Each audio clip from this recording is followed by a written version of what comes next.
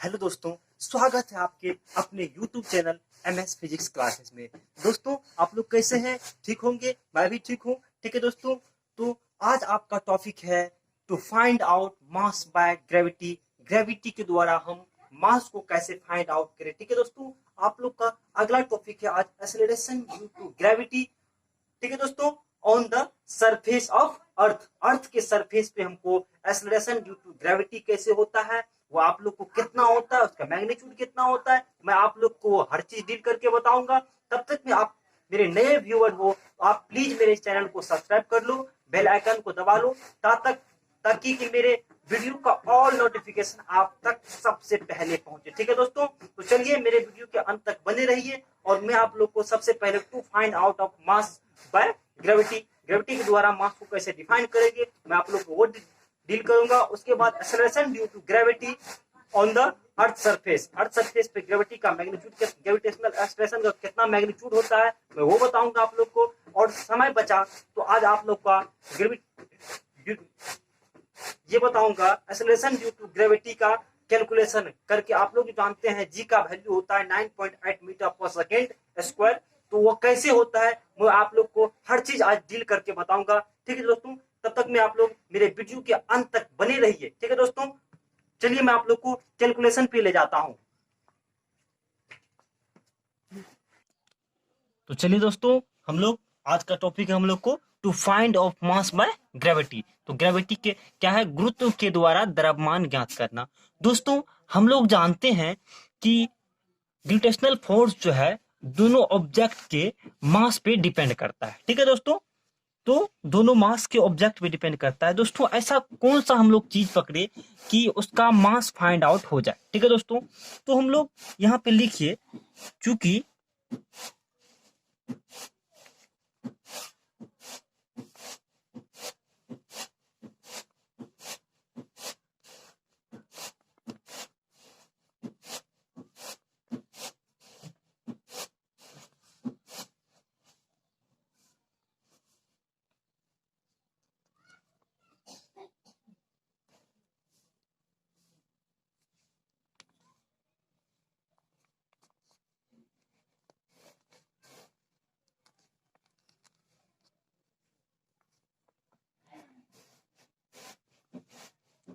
तो मैंने दोस्त लिखा चूंकि गुरुत्वाकर्षण बल का मान दोनों पिंड के मास पर डिपेंड करता है। ठीक है दोस्तों, देखिए मास पे डिपेंड करता है, इसका मतलब क्या हुआ कि मान लीजिए कि कोई ऑब्जेक्ट ए और कोई भी ऑब्जेक्ट बी है, उस पे गुरुत्वाकर्षण बल जो है पृथ्वी के गुरुत्व बल जो है, ठीक है दोस्तों, तो वो समान लग रहा है।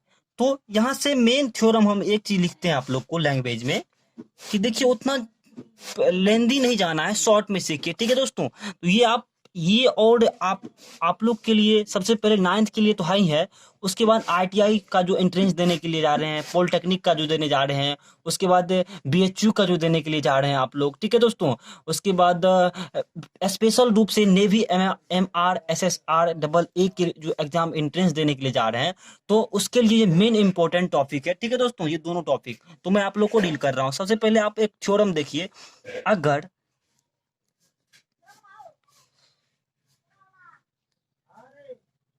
दो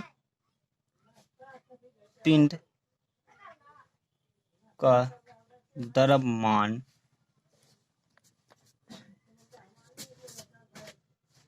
M1 तथा M2 है और उस पर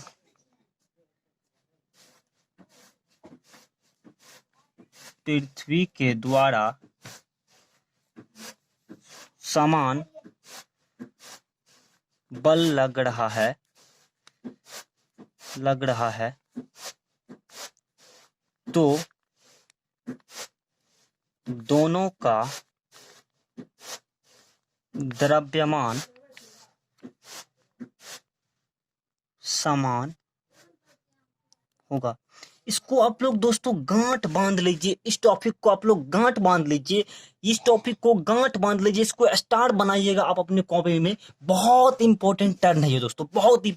अगर क्या कहता है कि दो पिंड का क्या, दो पिंड है M1 दो पिंड ए भी है मान लीजिए, और उसका मास एक का M1 है और दूसरा का मास M2 है, और उस पे पृथ्वी के द्वारा जो गुरुत्व बल लग रहा है वो यदि समान लग रहा है तो उसका दोनों का मास हमेशा बराबर होगा, हमेशा इक्वल होगा। ठीक है दोस्तों, चलिए तो आपको हम दिखाते हैं कैसे इक्वल होगा। ठीक है दोस्तों, तो देखिए M1 पे जो गुरुत्व बल लगेगा, मान लेते हैं उसको हम F1। ठीक है दोस्तों, ठीक है दोस्तों, तो एक चीज और लिख लीजिए यहाँ पे दोस्तों, एक चीज और लिख लीजिए। ठीक है दोस्तों, लेट मतलब माना M equal to mass of earth. ठीक है दोस्तों, और D equal to radius of earth. थोड़ा फिगर बना लीजिए दोस्तों यहाँ पे, ये मान लीजिए अर्थ है। ठीक है दोस्तों, और ये मान लीजिए कोई ऑब्जेक्ट। ठीक है दोस्तों, कोई दो ऑब्जेक्ट है। ठीक है दोस्तों, तो यहां से इसका ये क्या होगा, रेडियस हो गया, और इसका मान लीजिए मास M है। ठीक है दोस्तों, चलिए तो हम लोग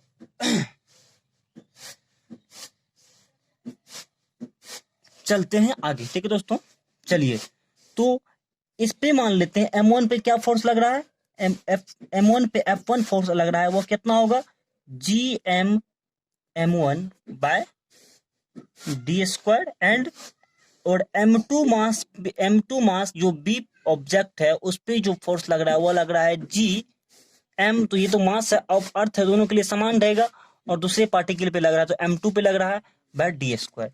देखिए दोस्तों, फोर्स जो लगेगा दोस्तों, यदि क्या ये क्या बोला, अगर दो पिंड का द्रव्यमान M1 M2 है, ठीक है, और उस पर पृथ्वी के द्वारा समान बल लग रहा है, दोनों का द्रव्यमान समान होगा, हमको लोग को ये फाइंड आउट करना है। चलिए दोस्तों, एक स्टार हम बनाते हैं, इफ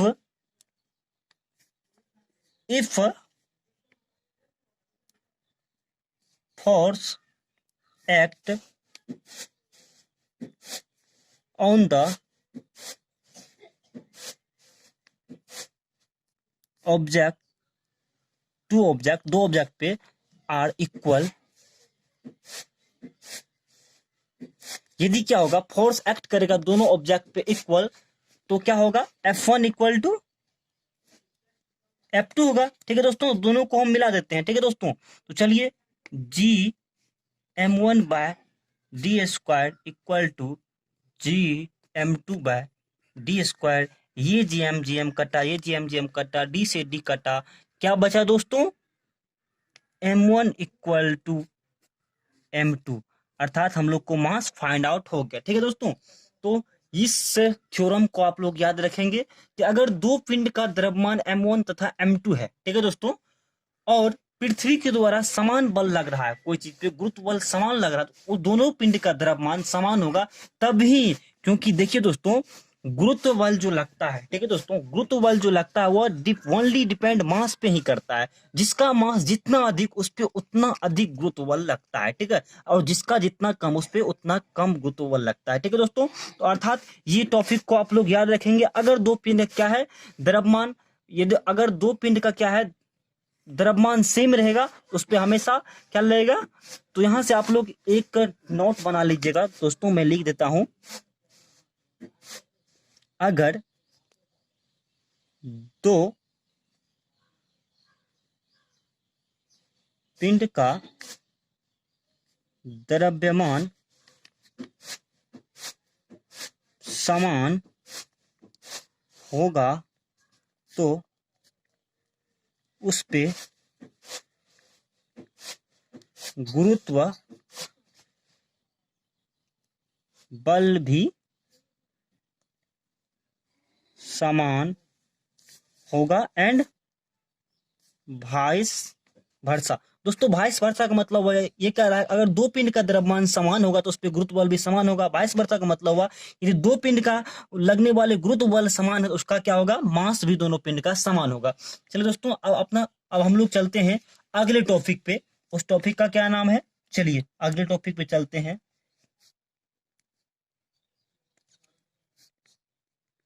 एक्सेलरेशन, ठीक है दोस्तों, ड्यू टू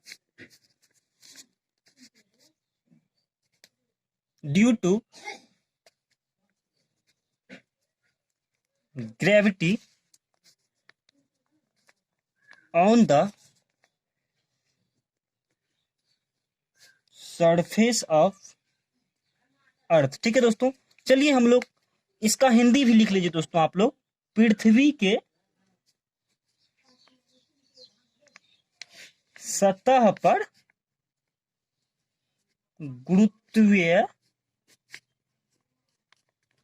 त्वरण। ठीक है दोस्तों, पृथ्वी के सतह पे गुरुत्वीय त्वरण। ठीक है दोस्तों, इसका मतलब क्या हुआ, पृथ्वी के सतह पर गुरुत्वीय। तो चलिए दोस्तों हम लोग फिगर बनाते हैं। सबसे पहले मान लीजिए ये अर्थ है, ठीक है, और ये कोई एक्सटर्नल पार्टिकल है। ठीक है दोस्तों, उसका मास m है और पृथ्वी का मास बड़ा M है। ठीक है दोस्तों, और ये इसका r रेडियस हो गया।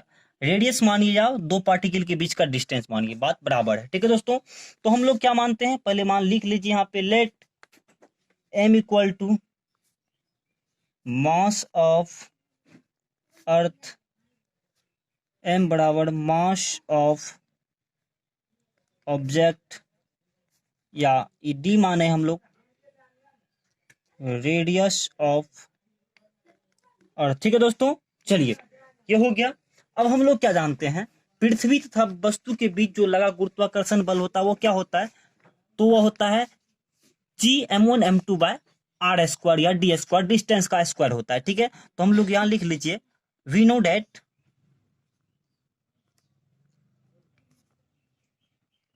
हम क्या जानते हैं, पृथ्वी के सतह पर, पृथ्वी तथा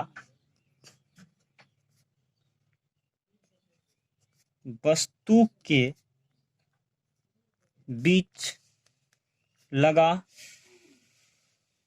गुरुत्व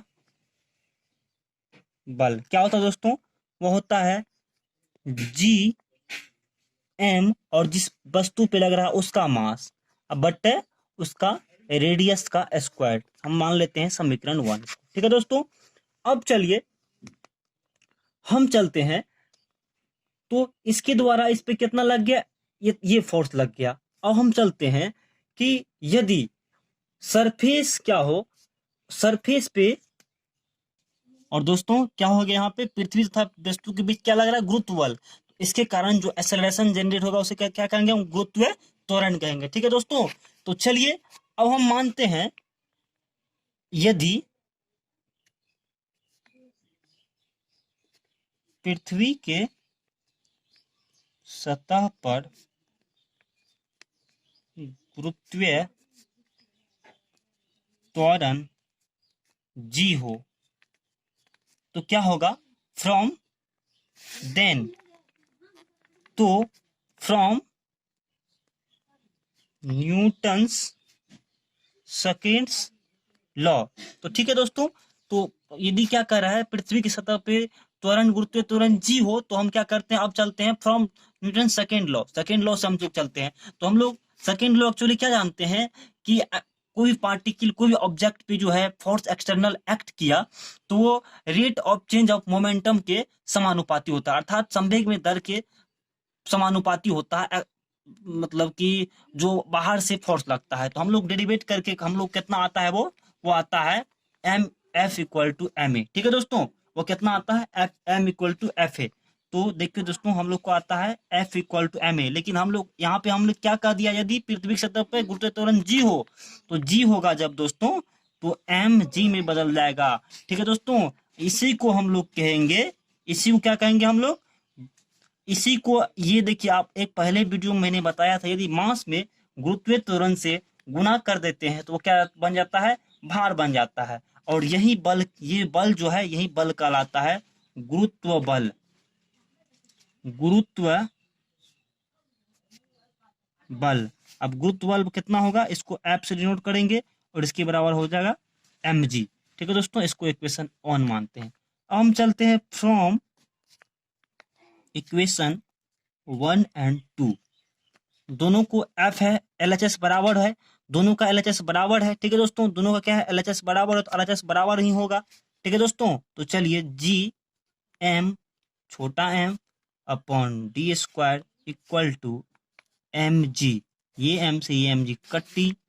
ठीक है दोस्तों, तो हम लोग जी इक्वल टू क्या जान के, G M by R square, यही एक्सप्रेशन क्या हो गया, एक्सेलरेशन ड्यू टू ग्रेविटी के लिए। ठीक है दोस्तों, तो हम लोग क्या जानते हैं, अब क्या जानेंगे, ये क्या है, जी बराबर क्या है, इससे एक्सेलरेशन ड्यू टू ग्रेविटी। ठीक है दोस्तों, ये क्या हो गया, एक्सेलरेशन ड्यू टू ग्रेविटी। क्या हो गया दोस्तों, एक्सेलरेशन ड्यू टू ग्रेविटी। इसको और एक चीज कह सकते हैं, एक्सप्रेशन। एक्सप्रेशन मतलब ये क्या हो गया, गुरुत्वीय त्वरण का व्यंजक हो गया, गुरुत्वीय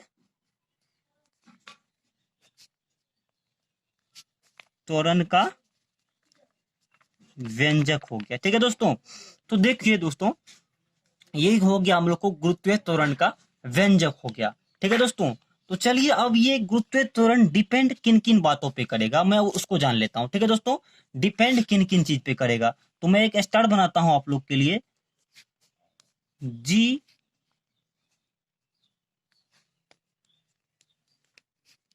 डिपेंड अपॉन। ठीक है दोस्तों, जी जो है किस किस चीज पे डिपेंड करेगा, सबसे पहले क्या करेगा, पहला डिपेंड देखिए किस पे करेगा,